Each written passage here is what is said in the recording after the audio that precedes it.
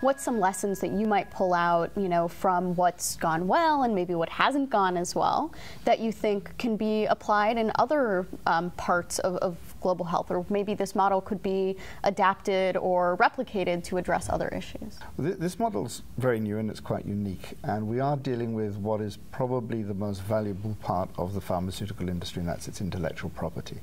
And the objective we have is to work with the pharmaceutical industry to share that intellectual property. So either we can have licensing agreements in order that we can have quicker access, production through generic manufacturers, which is another partner, or we can use IP in a collective manner where we will pull the IP so as we can develop new formulations, new fixed dose combinations.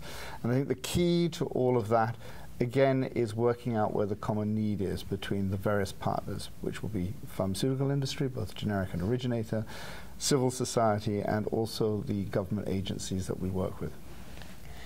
And when you're working, as you said, intellectual property is one of the most valuable things that these pharmaceutical companies have. So how do you convince them to be open with some of that and to share some of that? Yeah, it's a good question, and it's often a question that I'm asked. I think the first thing we've got to emphasize is we're working at the moment in the HIV sector, and I think HIV and HIV/AIDS has been a significant public health crisis that the world has faced.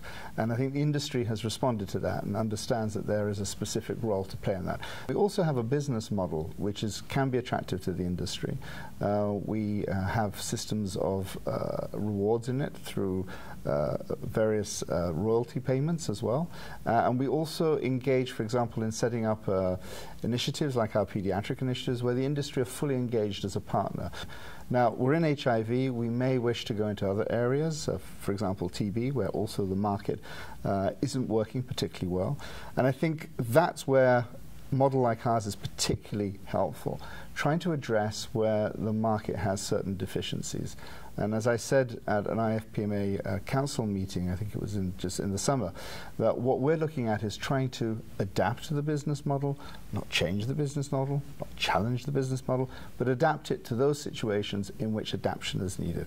Key question in a country like India, right, where you have broad spectrum. You have people who can certainly afford to pay much more for certain drugs than others. How do you look at fair tiered pricing? How do you price into a market like that?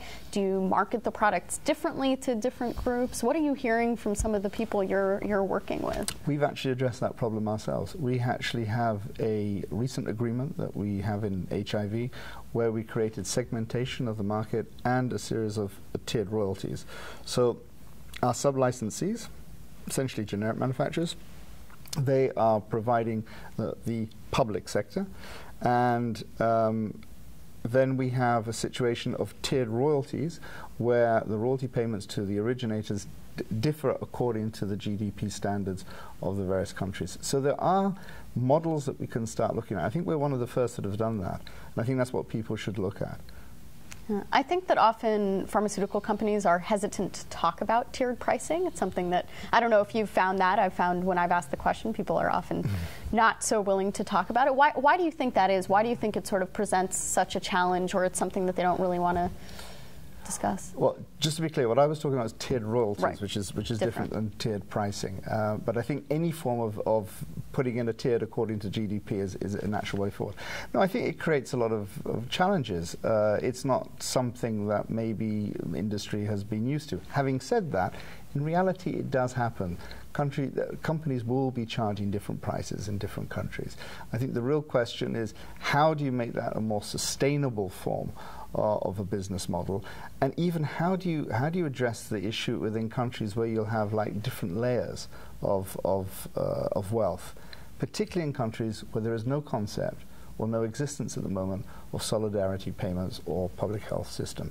Now in HIV there's been a great success. Not only has it been the industry that has worked in developing innovative products, working with organizations like that, but of course we've had global funding.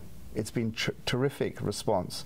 And we can't see that happening in other areas. And that is probably coming back to what is one of your challenges. That is part of the challenge as well. How do we address access in those countries where there isn't going to be anything like what we had in global funding for HIV?